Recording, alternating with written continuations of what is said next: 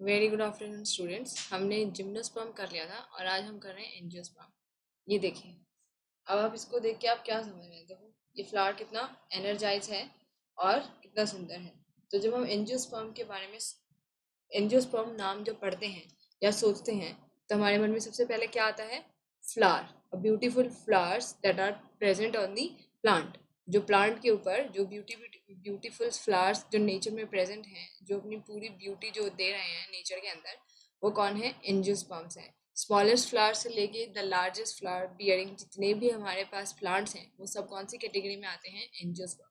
और जो एंजियोस्पर्म है, एंजियोस्पर्म की कैटेगरी जो एंजियोस्पर्म वाला जो डिवीजन है प्लांट किंगडम का, वो सबसे वास्ट किंगडम है, वास्ट डिवीजन है, सॉरी, वास्ट डिवीजन है। मतलब उसमें जो सबसे ज़्यादा नंबर ऑफ स्पीशीज है वो किसकी है? हमारे एंजियोस्पर्म्स की है। So we can see this is only a one flower. When we go and see the many flowers is there, so we can see the beauty of nature is there. ठीक है, that is given by the angiosperm. तो beauty कौन nature में क्या add कर रहे हैं? Angiosperm, beauty भी, यूजफुलनेस भी। अगर हम एंजियोस्पर्म की बात करें तो कितनी सारी जो चीज़ें हैं हमें एंजियोस्पर्म से मिलती हैं। जैसे फ्लावर से क्या लेती हैं? हनी बीज या और इंसेक्ट्स हैं वो क्या लेते हैं? नेक्टर लेते हैं। और हनी बीज जो नेक्टर है उसको कैसे यूज़ करती हैं? ठीक है, हनी बनाने में। तो it's an also source of honey is there. तो हनी भी एक सोर्स हो गया किसका? हमारे एंजियोस्पर्म के थ्रू ही बना है honey bee, by the help of honey बीज। ठीक है, हनी बीज ने उस नेक्टर को लिया और फिर उसको कलेक्ट किया और हनी बनाया। तो वो कैसे बना है? That is only form by the flower nectar. ठीक है, बहुत सारे जो मेडिसिनल प्लांट्स हैं, जो फ्लावर्स हैं जिनको हम यूज़ करते हैं मेडिसिनल पर्पसेस के लिए, डेकोरेटिव पर्पसेस के लिए। ठीक है, तो they are very much of full of we can say economic importance जो है एंजियोस्पर्म की है। तो angiosperm is one of the most diverse division of the plant. Plant की सबसे ज़्यादा डाइवर्स डिवीजन कौन सी है? मेरे को तो ये बहुत अच्छा लग रहा है ये फ्लावर। तो अब अगर हम ऐसे ही इतने सारे फ्लावर्स देखेंगे और उनके बारे में जानने की कोशिश करेंगे कि किस तरह से वो फ्लावर आपस में अरेंज होता है, उसके अंदर क्या प्रेजेंट है, वो किस तरह से, that is a exploring thing. मतलब वो एक अपने आप में एक क्या है? एक्सप्लोरेशन है। So that is the biology, what is the exploration of the living things. Living things के हम क्या करते हैं? Exploration. We also going to explore the non living things, that is जैसे जो हमारे लिविंग थिंग्स के साथ बहुत सारी क्या कहते हैं, एबायोटिक जो चीज़ें हैं, सॉइल टेम्परेचर का क्या इफेक्ट है, हम नॉन लिविंग थिंग्स के बारे में बात करते हैं। लेकिन we are as a biologist we always use to explore the living things. चलो, आज तो बहुत सारी एक्स्ट्रा बातें हो गई हैं, अब हम अपने टॉपिक की तरफ बढ़ते हैं। That is what we are going to study today, angiosperm. ठीक है, angiosperm plant with seed contain in a protective vessel. ठीक है, जो उसका जो एक सीड है किसका? जो एंजियोस्पर्म में वो किसमें? एक प्रोटेक्टिव वेसल में प्रेजेंट होता है। ठीक है, एंजियोस्पर्म कहाँ से आया है? ग्रीक वर्ड से आया है, जिसका मतलब क्या है? एंजियोन का मतलब क्या होता है? वेसल। वेसल, एंजियोन का मतलब है वेसल। उस वेसल के अंदर क्या प्रेजेंट है? हमारा सीड प्रेजेंट है। एनक्लोज, एनक्लोज नहीं कहेंगे। एनक्लोज का मतलब क्या हो गया कि एक बॉक्स में बंद है। ठीक है, हम कंप्लीटली उसको एनक्लोज नहीं बोल सकते क्योंकि वो एक वेसल की फॉर्म में है। अब जैसे आपका जो फ्लावर है, अगर आप उसका स्ट्रक्चर देखेंगे, जो फ्लावर के अंदर जहाँ पर हमारा सीड प्रेजेंट होता है, या सीड से पहले हमारा क्या प्रेजेंट होता है? सीड से पहले हमारी क्या प्रेजेंट होती है? हमने सबको पता है, हमने ओवरी, यहाँ हमारी क्या प्रेजेंट होती है? ओवरी। और फिर यहीं से फर्टिलाइजेशन होता है, यहाँ पे ओव्यूल होता है। तो ये देखो, ये क्या है? ये एक तरह से एक सुराही सी होती है ना, वेसल टाइप होता है। ठीक है, उसकी तरह ही बना हुआ है ना फ्लावर के अंदर। ये फ्लावर है हमारा, ये फ्लावर्स की पेटल है। अब जितना सुंदर आपने फ्लावर देखा था, मैंने उतना ही खराब फ्लावर यहाँ बना दिया है, सॉरी फॉर दैट।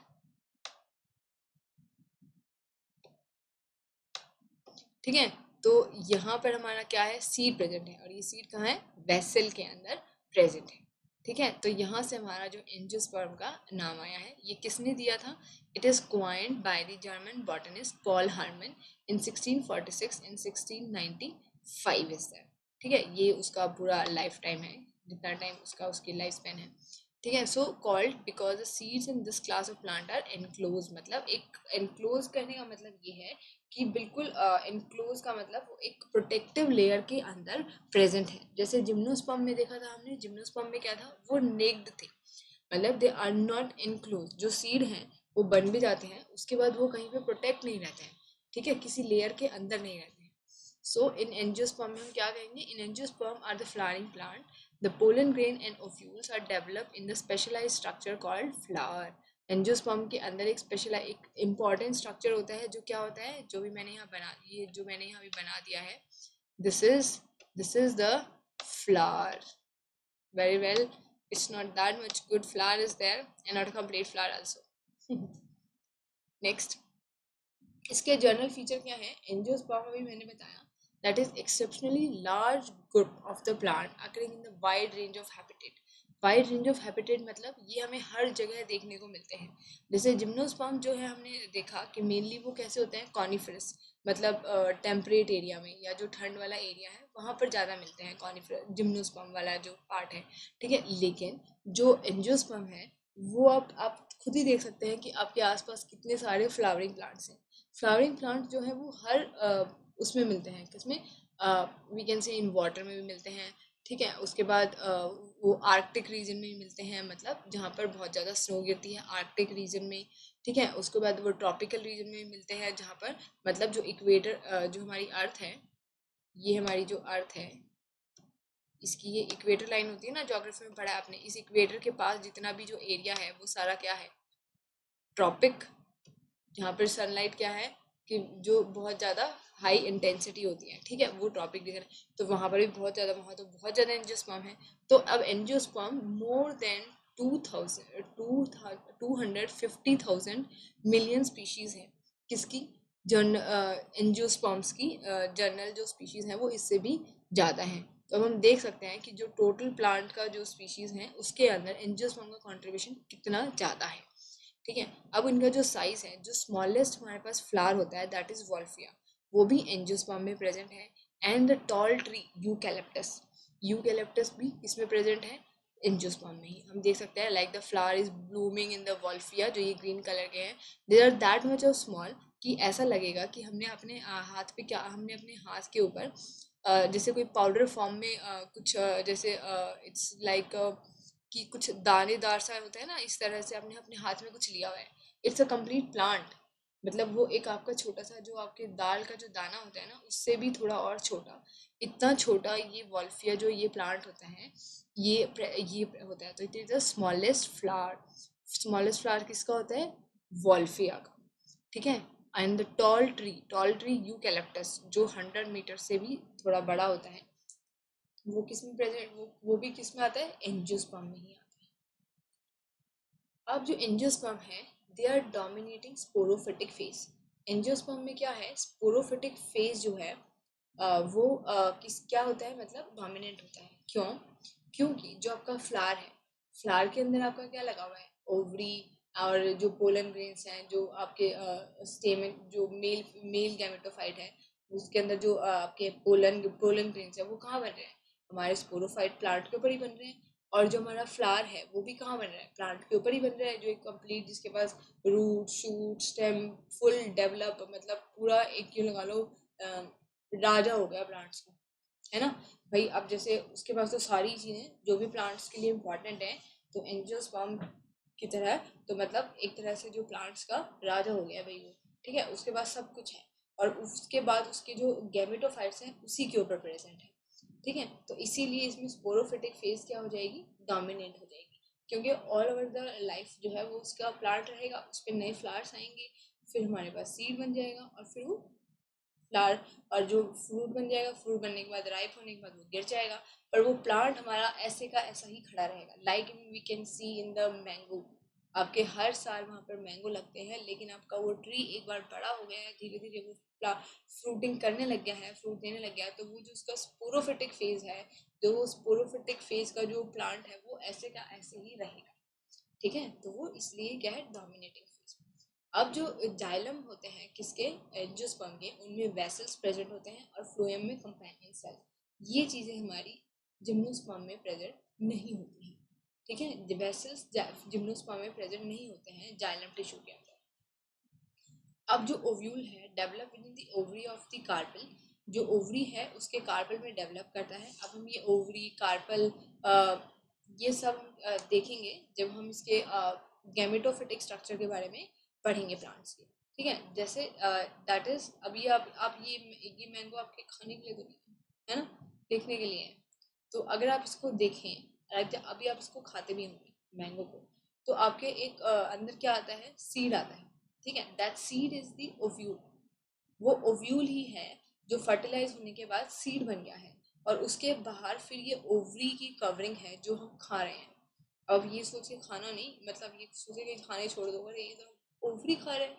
नहीं, प्लांट की ओवरी क्या होती है, उसको प्रोटेक्ट करती है। जो ओवरी वॉल है उसको प्रोटेक्ट करती हैं, किसको, सीड को प्रोटेक्ट करती हैं। और अगर वो मतलब प्रॉपरली सही से डेवलप हो गया है तो कुछ जो क्या बना देते हैं, फ्रूट्स। जो सीड के बाहर जो ये लेयर है, पेरिकार्प, मीडोकार्प, एक एंडोकार्प, मीजोकार्प, पेरिकार्प, इसकी लेयर्स होती हैं फ्रूट्स की, वो हम आगे पढ़ेंगे जब हम इनके बारे में मॉर्फोलॉजी के बारे में पढ़ेंगे। ठीक है, तो ये जो सीड है ये अंदर प्रेजेंट होता है और इसके बाहर ये ओवरी वॉल प्रेजेंट है। ठीक है, जो हम एडिबल पार्ट है, मतलब जो हमारा खाने वाला पार्ट है वो क्या है, ओवरी वॉल, जिसके अंदर हमारा ओव्यूल जो है, ओव्यूल मतलब जो फर्टिलाइजेशन के बाद सीड बन गया है, वो क्या है, सेफ है, इनक्लोज है एंजियोस्पर्म के अंदर। ठीक है, ये इसके करेक्टरिस्टिक्स हो गए। अब जो एंजियोस्पर्म है उसकी दो क्लास होती है, मोनोकॉटिलेडन एंड डाइकॉटिलेडन। ठीक है, कौन सी दो क्लास होती है, मोनोकॉटिलेडन एंड डाइकॉटिलेडन। मोनोकॉटिलेडन और डाइकॉटिलेडन का difference is also very important. Monocotyledon की रूट्स कैसी होती हैं, फाइब्रस रूट होती है। फाइब्रस रूट का मतलब यहाँ एक ये रूट डेवलप हुई, फिर वो क्या हुई, फिर वो बहुत मतलब इस तरह से उसकी लेटरल रूट्स इतनी ज़्यादा निकल गई, मतलब उसके एक तरह से वो कैसे दिखने लगी हमें, थोड़ी सी बड़ी हुई होगी, और फिर उसके ज़्यादा से ज़्यादा कैसे होने लगे, इस तरह से फाइबर्स निकल गए। तो इस तरह के जैसे जो ग्रासेस होते हैं मेनली, उनके अंदर जब आप उसको बाहर आप कभी ग्रास अगर आपने निकाल के देखा हो जमीन के अंदर से, तो उसकी रूट्स कैसी होती हैं, धागे की तरह, थ्रेड की तरह, फाइबर्स की तरह निकलती हैं ना। ठीक है, अब आता है डाइकॉटिलेडन। डाइकॉटिलेडन जो प्लांट होते हैं वो कैसे होते हैं, उनकी जो रूट है टैप रूट सिस्टम होता है, मतलब दे आर मोर स्ट्रॉन्गर। उनकी रूट क्या होती है, स्ट्रॉन्ग। जो उनकी जो मेन रूट है वो बहुत स्ट्रॉन्ग होती है, and it's very straight also. थोड़ी बहुत लेटरल रूट तो निकलती ही हैं सबकी, but this tap root is very strong and straight. फिर आता है leaves show parallel venation pattern. Leaves show parallel, monocotyledon की पैरेलल वेनेशन का क्या मतलब हो गया, ये हमारी लीफ है और इसके अंदर ये वेनेशन है इस तरह से। आपने कुछ ग्रास देखी है, ग्रास या राइस के प्लांट, वीट के प्लांट देखे, उनकी उनके जो मतलब जिनको आप पत्तियां सी होती है जो हरी हरी, जब हमारा गेहूँ पकने से पहले जो हरे हरे पत्तियां होती हैं, उनमें क्या होता है, आप देखोगे अगर उसकी वो जो उसका वो जो पत्ती टाइप का जो लीफ का मतलब एक पतला सा जो उसके साथ जो लीफ लगी होती है उनको निकाल के, तो उनपे कैसे लगा होता है, इस तरह से ही होता है ना, मतलब इस तरह से लाइन लगी होती है। वो क्या होते हैं, वो उसकी विनेशन है। विनेशन एक्चुअली क्या होता है कि जाइलम फ्लोएम किस पैटर्न में प्रेजेंट है। ठीक है, वो है मेनली कि लीफ के अंदर जाइलम फ्लोएम कैसे प्रेजेंट है, वो पैरेलल फॉर्म में प्रेजेंट होता है। ठीक है, फिर आता है डाइकॉटिलेडन। डाइकॉटिलेडन शो रेटिकुलेट वेनेशन। जो हम जनरल प्लांट देखते हैं जैसे हमारा मैंगो ट्री है, ठीक है, हमारा गुआवा है, तो ये इनमें क्या होता है, ये ऐसी इस तरह की वेनेशन जो जनरल हम देखते हैं। इसकी भी और टाइप होती हैं, जब हम आगे हम नेक्स्ट जो चैप्टर करने वाले हैं द मॉर्फोलॉजी ऑफ प्लांट्स, उसमें हम सारी बातें पढ़ने वाले हैं इसके बारे में। अभी आप सिर्फ मोनोकॉटिलेडन डाइकॉटिलेडन के डेफिनेशन के तौर पे आप इसको देखिए। ठीक है, फिर आता है मोनोकॉटिलेडन। मोनो का मतलब वन और कॉटिलेडन का मतलब कॉटिलेडन। ठीक है, तो सीड्स के अंदर एक ही कॉटिलेडन होती है, और जो डाइकॉटिलेडन है उसके अंदर दो कॉटिलेडन होती है। Floral part mostly in ट्राइमेरस form. ठीक है, फ्लोरल पार्ट के ट्राइमेरस फॉर्म होती है, मतलब इसके अंदर मेनली क्या होती है, तीन पेटल वाला फॉर्म होता है, तीन पेटल बनते हैं फ्लावर के अंदर। लेकिन जो डाइकॉटिलेडन है उसमें चार या पांच क्या बनते हैं, हमारे पास पेटल बनते हैं। जैसे चाइना रोज है उसमें 5 पेटल सिस्टम होता है। ठीक है, तो ये ज्यादातर हमें किस में देखने को मिलता है, डाइकॉटिलेडन में मिलता है। आगे जब हम इसके बारे में पढ़ेंगे, अभी तो हम इसका सिर्फ ये 2 क्लास पढ़ रहे हैं। आगे क्लास के बाद हमारे पास फिर जैसे हमने पढ़ा था class, order, family, then genus, species आएंगे, तो उसके बेसिस पे और ज़्यादा क्लासिफिकेशन इसकी होती जाएगी। ठीक है। फिर आता है जो leaves have a sheathing leaf base. Leaves का कैसा होता है? Sheathing leaf base. मतलब जैसे हमें अलग से, जैसे आप वीट में भी देखें या ग्रास में भी देखें, तो वो स्टेम के साथ ऐसे करके चिपकी हुई होती है और ऐसे करके निकल जाती हैं फिर। ठीक है।